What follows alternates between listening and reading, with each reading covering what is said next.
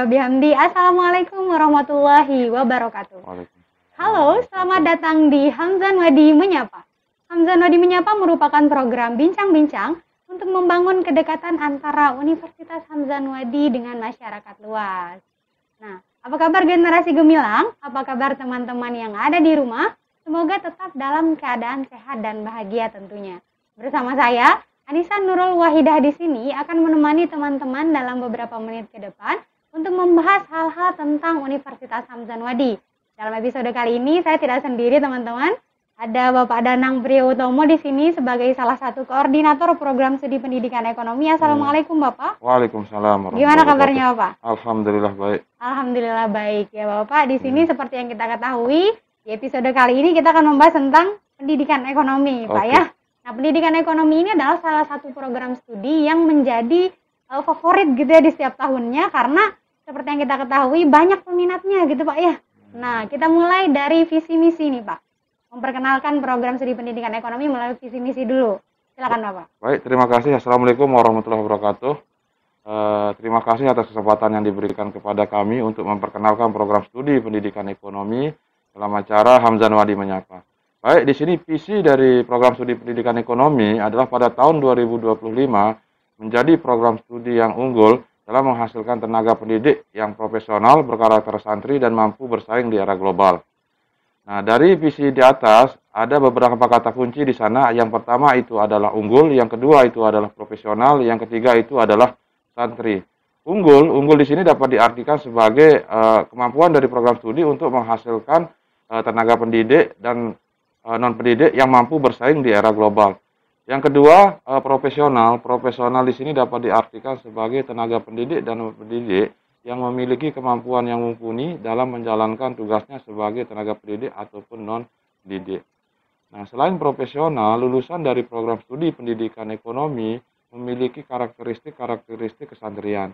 Karakteristik kesantrian itu antara lain sopan santun, baik, takwa, cinta kepada tanah air, berbakti kepada orang tua, itu adalah beberapa karakteristik dari kesantrian.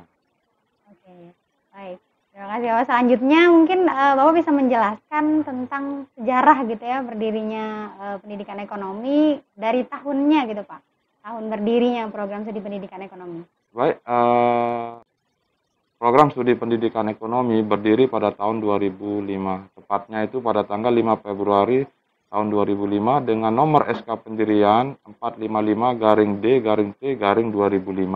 Saat ini program studi pendidikan ekonomi sudah berumur 16 tahun dan sudah memiliki ribuan lulusan yang terserap baik itu di instansi pemerintah ataupun instansi non pemerintah. Oke, berarti sudah sangat lama sekali ya Pak berdiri walaupun dibandingkan dengan prodi-prodi yang lain mungkin yang lebih tua, tapi eksisnya program studi pendidikan ekonomi juga tidak kalah dengan program studi yang lain gitu ya Pak ya. Oke, selanjutnya Bapak mungkin Bapak bisa menjelaskan tentang akreditasi program studi pendidikan ekonomi itu. Akreditasi program studi pendidikan ekonomi untuk saat ini adalah akreditasi B, yaitu baik sekali. Oke, baik. Terima kasih Pak. Selanjutnya, mungkin Bapak bisa memberikan gambaran kepada teman-teman di rumah atau generasi gemilang di luar sana, kalau mereka masuk di program studi pendidikan ekonomi nih Pak, pelajaran apa saja sih nanti yang bakalan mereka tempuh gitu? Baik.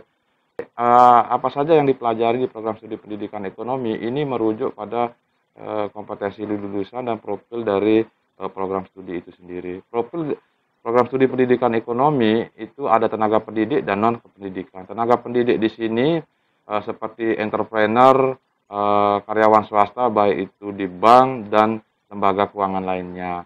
Jadi untuk menunjang kompetensi lulusan seperti misalnya kompetensi untuk menjadi guru, ada beberapa mata kuliah yang dipelajari di sana itu seperti pengantar pendidikan, strategi belajar mengajar, evaluasi pembelajaran, dan micro teaching.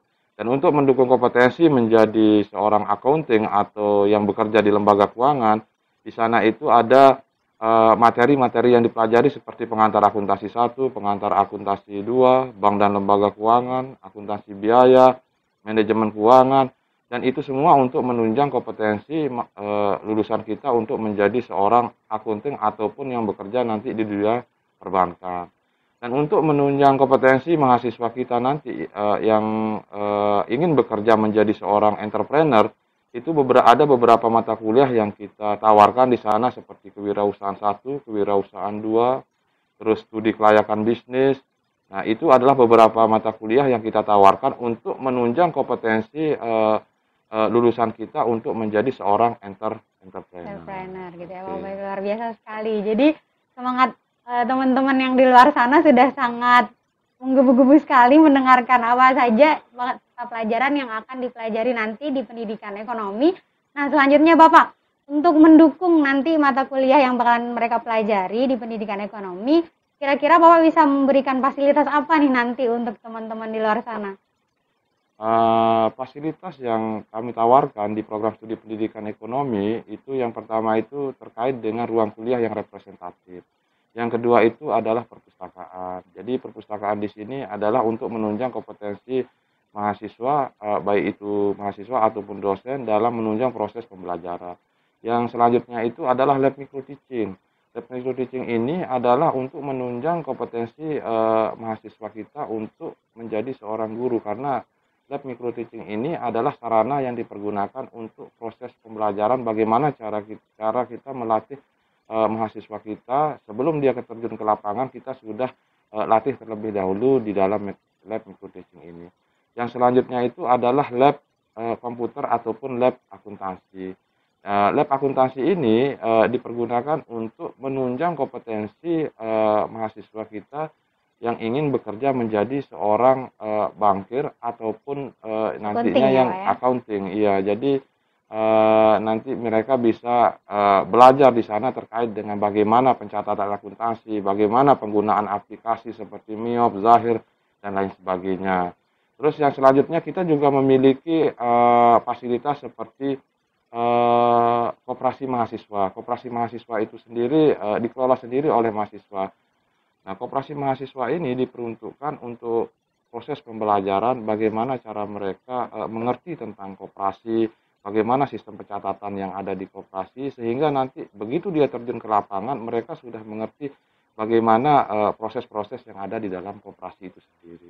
Gitu. Oke, berarti pembelajaran tentang lembaga keuangan bukan bank gitu Pak ya, salah satunya adalah lembaga non-keuangan. Iya, lembaga. Nah, selanjutnya Bapak mungkin bisa menjelaskan tentang seperti yang kita ketahui Pak, di sini program studi pendidikan ekonomi bukan hanya di Universitas Hamzah Nadim, tapi ada juga di beberapa universitas negeri maupun swasta, baik itu di Nusa Tenggara Barat sendiri maupun di luar daerah Pak. Nah, bedanya nih program studi pendidikan ekonomi yang ada di Universitas Hamzah Wadi dengan di luar gitu Pak? Kita merujuk dari kompetensi lulusan dan profil lulusan dari program studi pendidikan ekonomi. Jadi profilnya di sini, pendidikan ekonomi itu tidak hanya menghasilkan tenaga pendidik menjadi seorang guru, tetapi di sini profil lulusannya itu menjadikan lulusan program studi pendidikan ekonomi sebagai tenaga non pendidik, seperti tadi yang saya sampaikan adalah kegiatan entrepreneur. Terus yang kedua, karyawan swasta, baik itu mereka nanti yang bekerja menjadi seorang bankir ataupun yang nanti bekerja di lembaga keuangan lainnya, baik itu seperti misalnya di FIF atau Pegadaian ataupun dinas-dinas koperasi. Dan yang tidak kalah pentingnya itu adalah biaya kuliah yang ada di Universitas Hamzah Wadi, khususnya itu program studi pendidikan ekonomi, itu relatif terjangkau. Kenapa saya bilang terjangkau? Kita asumsikan misalnya begini. Jadi rata-rata masyarakat kita di Nusa Tenggara Barat, khususnya di Lombok Timur ini, rata-rata memiliki sepeda motor. Nah, kalau kita perhatikan, sepeda motor itu harganya berkisar antara 18 sampai dengan 35 juta. Itu tergantung tipenya ya. Itu terkait dengan sepeda motor. Nah, sekarang kalau kita ambil tengahnya, harga sepeda motor yang ada di harga sepeda motor itu kalau kita ambil tengahnya 25,5 juta kalau kita ambil tengahnya. Sekarang kita coba tawarkan bagaimana cara kita berinvestasi. Nah, di sini ada dua asumsi, kita berinvestasi di dunia pendidikan dan kita berinvestasi di aktiva tetap. Nah, sekarang biaya kuliah di Universitas Hamzah Wadi, khususnya di program studi pendidikan ekonomi, itu biaya kuliahnya itu sampai lulus sebesar 23 juta Rp900.000. Sedangkan untuk mendapatkan satu unit sepeda motor itu harganya berapa tadi? Kalau kita ambil rata 25,5 juta. Nah, sekarang kita perhatikan bagaimana mekanisme pembayarannya. Sedangkan kalau kita membeli sepeda motor itu kan ada pembelian secara kredit, Iya. betul nggak? Betul, betul Nah, sekali. sekarang ada yang sistem bulanan ataupun musiman. Nah, sedangkan saya tanya kepada Anissa sendiri, bagaimana sistem pembayaran yang kita lakukan di Universitas Hamzah Wadi? Nah, kita per semester, Pak. Per semester itu sama artinya dengan kredit. Iya. Nah, itu terkait dengan mekanisme pembayaran. Terkait dengan pembayaran secara kredit yang tadi, misalnya kalau kita membayar sepeda motor, misalnya tadi kita asumsikan bayarannya bulanan, harganya 25,5 juta, terus tentang waktu pembayarannya 4 tahun, kira-kira umur uang pada 4 tahun ke depan itu berapa? Nah, kita perhatikan di sini kan sistem perbankan itu memiliki bunga. Iya. Nah, misalnya sekarang kalau harga sepeda motornya 2,5 juta, pada 4 tahun kemudian harganya tidak mungkin sebesar, totalnya itu tidak mungkin sebesar 25,5 juta Iya. rupiah, tetapi bisa jadi menjadi 32 juta rupiah. Sekarang pertanyaannya, kalau di Hamzah Wadi pembayaran secara kredit, apakah di sana menekankan ada bunga atau tidak? Nggak ada dong, Pak. Tidak ada bunga sedang. Jadi biaya yang kita tempuh di sana itu adalah tetap. Jadi sampai lulus biayanya itu adalah 23.900.000 rupiah itu untuk program studi pendidikan ekonomi. Sekarang kita lihat dari umur kegunaan atau umur ekonomisnya. Sekarang sepeda motor itu ada umur ekonomisnya atau tidak? Ada dong, Pak. Ada. Umur ekonomis dari sepeda motor itu berkisar dari 5 sampai 15 tahun tergantung pemakaiannya. Iya. Peres satu ndik nih ya kan. Selanjutnya terkait dengan umur kegunaan. Jadi sepeda motor itu memiliki umur ekonomis, betul atau tidak? Betul sekali, Pak. Nah, perkiraan dari umur ekonomis dari sepeda motor itu berkisar antara 5 sampai 15 tahun. Itu tergantung dari pemakaiannya ya. Nah, sekarang kalau kita perhatikan jika misalnya nanti Anissa sudah lulus di program studi pendidikan ekonomi, maka Anissa akan mendapatkan gelar. Betul nggak? Gelar apa? Gelar SPD. sarjana. Titelnya itu adalah SPD. Jadi apakah gelar sarjana itu memiliki umur ekonomis atau tidak? Nggak ada dong. Nggak ada. Jadi kalau kita kuliah di Universitas Hamzah Wadi dan kita mendapatkan gelar sarjana, itu tidak memiliki umur ekonomis karena titel itu melekat sampai akhir hayat. Terus selanjutnya terkait dengan manfaat. Jadi sekarang kalau kita investasi di sepeda motor dan pendidikan, Anissa pilih yang mana? Pendidikan. Pendidikan. Kenapa pendidikan? Karena seperti yang Bapak jelaskan tadi, yang pertama itu nggak ada biaya penyusutannya ya, Pak. Ya. Terus selanjutnya ya lebih baik kita berinvestasi di pendidikan karena ya manfaatnya lebih banyak gitu, Pak, daripada sepeda motor. Oke, itu salah satunya. Iya. Jadi misalnya kalau kita sudah mendapatkan ilmu, dengan kuliah kita mendapatkan ilmu, dengan kuliah kita mendapatkan titel, secara otomatis nanti kalau kita sudah mendapatkan gelar sarjana, kita bisa mendapatkan pekerjaan. Kalau kita sudah mendapatkan pekerjaan, secara otomatis kita akan mendapatkan uang. Dari uang tersebut kita bisa membeli sepeda motor. Jadi tidak hanya satu sepeda motor yang kita beli, tetapi 10 sepeda motor yang kita bisa beli. Dengan hanya pendidikan di Universitas Hamzah Wadi.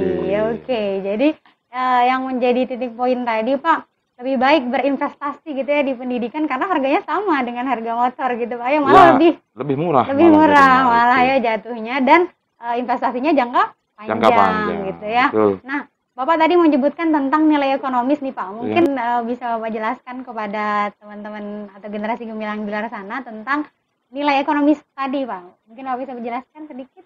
Baik, nilai ekonomis itu adalah nilai dari suatu barang. Jadi seperti saya ilustrasikan tadi, misalnya untuk mendapatkan satu unit sepeda motor itu kan harganya beragam, tergantung dari tipenya. Misalnya tadi kan harga satu unit sepeda motor itu harganya 18 sampai 35 juta rupiah tergantung dari tipenya. Nah, sekarang kita ambil pertengahan saja yang rata-rata kita gunakan itu misalnya 25,5 juta rupiah. Itu artinya nilai ekonomis. Akan tetapi nilai ekonomis itu kan ada penyusutannya. Misalnya kalau kita membeli aktiva tetap berupa kendaraan itu ada penyusutannya. Nah, misalnya penyusutannya tergantung dari umur ekonomis dari barang tersebut. Kalau dia umur ekonomisnya 5 tahun, berarti nanti selama 5 tahun itu penyusutannya berapa. Nah, kita bisa mencari menggunakan metode garis lurus dan lain sebagainya. Tetapi kalau kita kuliah di Universitas Hamzan Wadi atau kita investasi di bidang pendidikan, itu tidak ada nilai penyusutannya. Jadi karena gelar itu akan tetap kita terima sampai gelar itu tetap akan kita sandang sampai akhir hayat nanti. Gitu. Oke, berarti nilai ekonomis itu adalah nilai harga dari satu barang itu sendiri ya Pak ya. Dan nilai harga suatu barang, terlebih lagi kalau itu harta tetap gitu, seperti yang disebutkan atau dicontohkan tadi seperti Bapak motor gitu Pak ya. Jadi pasti mengalami penyusutan. Jadi penyusutan itu adalah pengurangan harga dari suatu barang itu yang dihitung dari masa penyusutannya bisa 5 tahun ataupun 15 tahun gitu Pak ya. Nah, selanjutnya di sini Pak, mungkin Bapak bisa memberikan semangat lagi kepada generasi gemilang di luar sana tentang apa saja sih yang pernah dilakukan oleh mahasiswa ataupun dosen yang berinvest bagi masyarakat gitu Pak. Baik, antara dosen dan mahasiswa itu sering melakukan kolaborasi. Salah satu yang kita lakukan saat ini adalah melakukan desa binaan. Seperti yang saat ini kita lakukan di Desa Sakra, yaitu kita membina UMKM, jadi kita melatih mereka bagaimana cara melakukan pemasaran, bagaimana caranya mereka membuat brand yang baik, kemasan yang baik, sehingga nanti itu bisa menambah nilai ekonomis dari sebuah barang tersebut. Karena kalau kita sudah memiliki brand yang bagus, secara otomatis nanti harganya juga akan meningkat. Begitu. Dan juga tidak hanya di Desa Sakra, kita juga sudah melakukan kegiatan bina desa di Desa Mas-Mas. Di Desa Mas-Mas, kita sudah melakukan kegiatan bina desa di sana berupa bagaimana caranya kita membangun pariwisata yang dulu pernah kita lakukan. Ica sendiri dulu pernah ikut di sana terjun dalam kegiatan pengabdian kepada masyarakat untuk bina desa yang kita lakukan di Desa Mas-Mas. Oke, berarti bukan hanya fasilitas yang ada di kampus Bapak ya, tapi juga kegiatan-kegiatan yang memberikan manfaat bukan hanya bagi masyarakat tapi untuk mahasiswa dan dosen itu sendiri gitu ya Pak ya. Nah, selanjutnya Pak nih, yang terakhir nih Pak. Nah, lulusan dari program studi pendidikan ekonomi ini mungkin bisa Bapak berikan gambaran kepada generasi gemilang di luar sana akan bisa bekerja di mana saja gitu Pak. Berdasarkan hasil Pacer Study yang sudah kita lakukan, lulusan dari program studi pendidikan ekonomi itu sudah terserap di berbagai macam instansi, baik itu instansi pemerintah ataupun instansi swasta. Nah, seperti kita perhatikan sekarang, kalau di Kabupaten Lombok Timur ini kan ada berbagai macam jenis bank, ada BRI, terus bank NTB Syariah, terus bank Mandiri, terus bank BCA. Nah, kita bisa mengecek sendiri di sana. Pasti ada lulusan dari program studi pendidikan ekonomi. Tidak hanya menjadi seorang pegawai bank, tetapi malah lulusan dari program studi pendidikan ekonomi ini juga bisa bekerja di desa. Malah ada yang juga menjadi kepala desa. Terus selanjutnya yang paling menarik di sini adalah lulusan kita itu rata-rata juga menggeluti dunia entrepreneur. Jadi di dalam dunia entrepreneur ini sendiri tidak hanya sebagai tempat lahan untuk mencari uang, tetapi kita bisa membuka lapangan pekerjaan sehingga terserap tenaga-tenaga yang siap untuk bekerja. Gitu. Dari pemaparan Bapak tadi, masa teman-teman nggak tergiur gitu ya dari banyaknya profesi yang mungkin bisa teman-teman raih gitu ya dari program studi pendidikan ekonomi. Jadi lebih baik teman-teman berinvestasi di program studi pendidikan ekonomi gitu Pak ya, daripada berinvestasi hanya ya untuk memperkaya diri dengan salah satunya membeli motor tadi Pak ya. Nah, itu saja perbincangan kita pada episode kali ini. Ya Bapak, terima kasih sudah hadir bersama saya untuk menyapa generasi gemilang di luar sana. Dan untuk generasi gemilang semoga bermanfaat. Terus saksikan Hamzan Wadi Menyapa yang hadir setiap hari Senin, Rabu, dan Sabtu di seluruh sosial media Universitas Hamzanwadi. Kalian juga bisa share video ini ke teman-teman atau seluruh sosial media yang kalian punya. Di masa pandemi saat ini, kami terus ingatkan tingkatkan kewaspadaan, jaga kesehatan, ikuti protokol kesehatan, tetap semangat dan bahagia. Sampai jumpa di episode berikutnya. Wallahul muwaffiq wal hadi ila sabilir rasyad. Assalamualaikum warahmatullahi wabarakatuh.